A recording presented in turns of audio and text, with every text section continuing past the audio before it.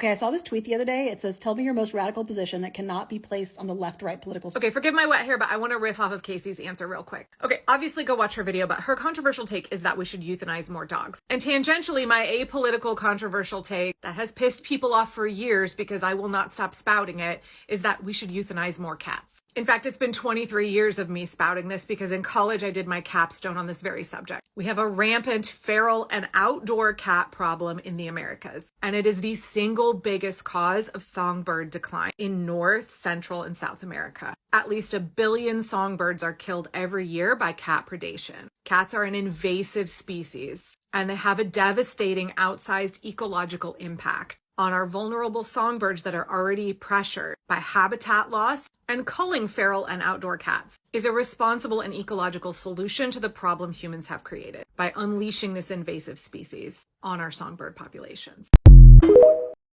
So yesterday I stitched a video that was like, what's your controversial apolitical take? And mine is that we should euthanize more cats. I wrote my capstone on this subject 23 years ago in college, and the problem is significantly worse than it was back then. Our songbird populations, and there are more than 900 species of songbirds in North America alone, are rapidly in decline in North, Central, and South America. And the number one cause of that problem is outdoor cats, feral or ones that are owned and people just let them roam outdoors.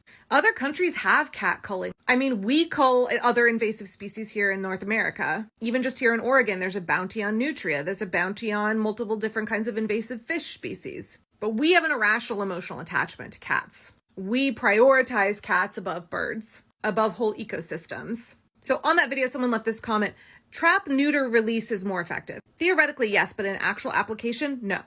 Right, so like my business is permaculture, and one of the things I talk about a lot on my YouTube is that we need strategies and plans that people will actually apply. You can have all of the great ideas in the world, but if they don't feel accessible to people, if they don't feel that those plans are something they could fold into the routine of their regular life, if those plans don't feel approachable, people will not do them. That's why permaculture is a design system about setting us up for success in building and maintaining regenerative systems. So we have a significant feral cat problem in my neighborhood. We also have the Feral Cat Coalition here in Portland. They will spay and neuter cats.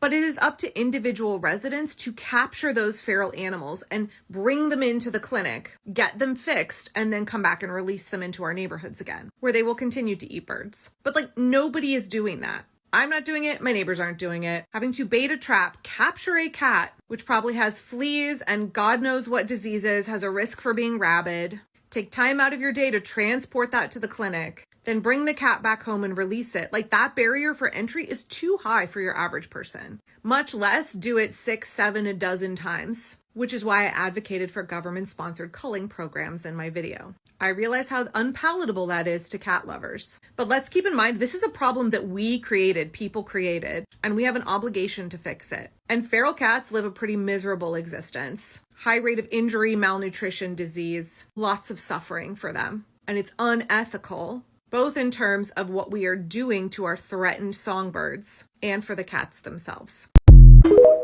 We don't prioritize cats over ecosystems. Few people know the downsides of feral outdoor cats. It's cool that your business is permaculture, but you're not educating, you're chastising. Yeah, so this is precisely what I'm talking about when I say that folks want to be infantilized on social media, and I don't play that game. Speaking factually about the issue at hand is not chastising. Addressing your audience as if they were adults, because they are, and that they can handle frank conversations, is a sign of respect. I choose not to sugarcoat my words, and I choose to say what I mean because I respect my audience. This is a real weird kind of tone policing and a real bizarre need for infantilization. You're a whole grown-ass adult, and if you're a cat owner who chooses to be willfully ignorant around these issues, that's not my fault. And if this is the first time you're hearing about the problem of feral cats and the ecological devastation that they cause, especially for our threatened songbird populations, then I trust that you are adult enough to look at the facts around this issue and get educated. Okay, in a convo about euthanizing feral cats, this question was left. I have no dog in this fight, I promise, but why do we care so much for songbirds? Genuinely, is there a domino effect? Okay, so let's excise from this conversation the benefit that we as humans get from experiencing songbirds. Their beauty, their vocalizations, their delightful behavior. Let's look at what the role of songbirds is in the ecosystem. Hundreds and hundreds of different species across the US. Nearly all passerines rely on insects and other small invertebrates as the source of food for their young. So if you're worried about pests in agricultural crops, mosquitoes, bugs out in the garden or when you're at the park, you have songbirds and their babies to thank for keeping those populations in check. Multiple songbird species are also pollinators, and songbirds are important prey species for birds of prey, which means that cats are in direct competition and put pressure on our bird of prey populations. Frugivorous and seed-eating songbirds also disperse seeds. I'd encourage you to Google songbird trophic cascade in order to learn more.